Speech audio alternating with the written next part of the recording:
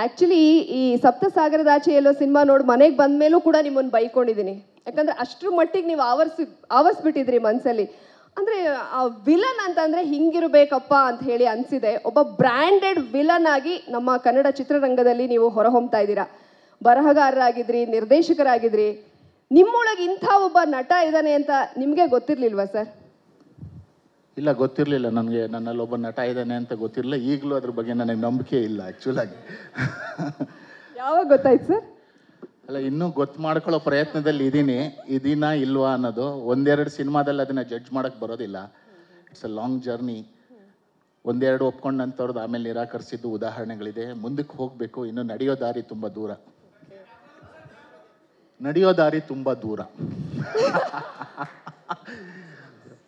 Okay, ರಮೇಶೇಂದ್ರ ಅವರೇ, ನಿಮ್ಮನ್ನ I love you Manu ಅಂತ ಇದ್ರು. ಬಹುಶಃ ಈ ಸಿನಿಮಾ ನೋಡಿದ್ಮೇಲೆ ಸೈಕ್ ಸಾವ್ಕಾರ್ ಅಂತ ಅಂತಾರೆ. ಯಾಕಂದ್ರೆ ಟ್ರೈಲರಲ್ಲಿ ನೋಡಿದಾಗಲೇ ಅಷ್ಟ್ರ ಮಟ್ಟಿಗೆ ನೀವು ಹವಾ ಎಬ್ಸಿದ್ದೀರಾ. ಇನ್ನು ಸಿನಿಮಾದಲ್ಲಿ ಯಾವ ಲೆವೆಲಿಗೆ ಇರಬೇಡ ಅಂತ ಏನು ಹೇಳ್ತೀರಾ ಕೋಟಿ ಸಿನಿಮಾದ ಬಗ್ಗೆ, ನಿಮ್ಮ ಒಂದು ಪಾತ್ರದ ಬಗ್ಗೆ?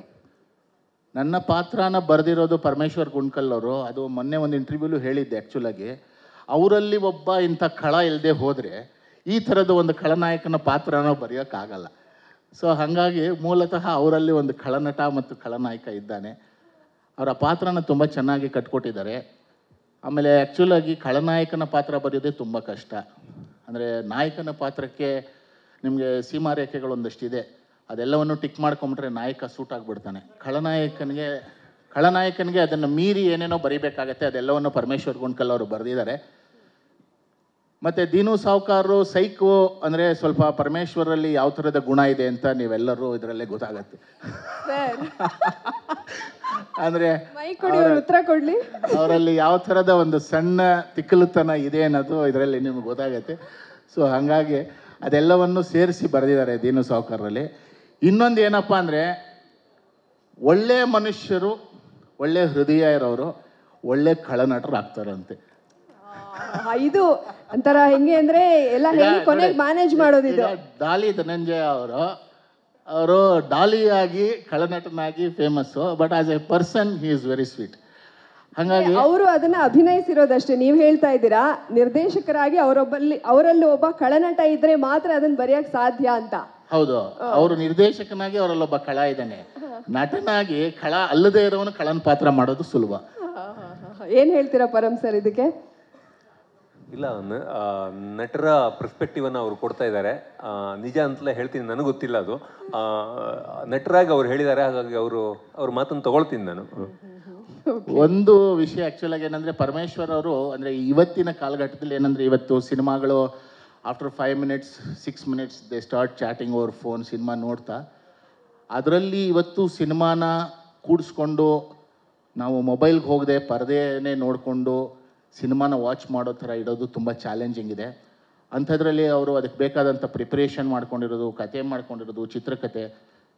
ಮತ್ತು ಅವರು ಒಳ್ಳೆ ಸಂಭಾಷಣೆಕಾರರು, ಚೆನ್ನಾಗಿ ಬರೀತಾರೆ. ಅವ್ರು ಡೈಲಾಗ್ಸ್ ಎಲ್ಲ ತುಂಬ ಚೆನ್ನಾಗಿ ಬರೀತಾರೆ. ಅವರು ಮೊದಲು 2009ರಲ್ಲಿ ನಾವು ಮಾಡಿದಂಥ ಒಂದು ಧಾರಾವಾಹಿಗೆ ಬರ್ಕೊಟ್ಟಂಥ ಡೈಲಾಗು ಇನ್ನೂ ನಮ್ಮ ಮನೇಲಿ ಹಾಗೆ ಇದೆ.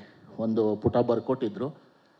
ಸೊ ಅವರು ಆ ನಿಟ್ಟಿನಲ್ಲಿ ಎಲ್ಲನೂ ಒಂದು ಪ್ರಿಪ್ರೇಷನ್ ಮಾಡಿಕೊಂಡು, ಬರವಣಿಗೆ ಇರಬಹುದು, ಕ್ಯಾಮ್ರಾದಿರಬಹುದು, ಎಲ್ಲವೂ ಒಂದು ಪ್ರಿಪ್ರೇಷನ್ ಮಾಡಿಕೊಂಡು ಇಲ್ಲಿಗೆ ಬಂದಿದ್ದಾರೆ. ಮತ್ತು ಸಾಕಷ್ಟು ಸಮಯ ಎಲ್ಲವನ್ನೂ ಅದರ ಮೇಲೆ ವ್ಯಯಿಸಿದ್ದಾರೆ.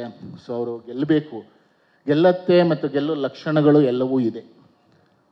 ಒಂದೇ ಒಂದು ಬೇಜಾರಿದೆ ನಿಮ್ಮ ಬಗ್ಗೆ, ಸಾವ್ಕಾರಿಗೆ ಒಂದು ಕ್ಲಬ್ ಡ್ಯಾನ್ಸ್ ಇಡಬೇಕಾಗಿತ್ತು. ಪಾರ್ಟ್ 2 ಕೋಟಿ ಪಾರ್ಟ್ 2 ಅಲ್ಲಿ ಇಡ್ತಾರೆ. Okay, yes madam.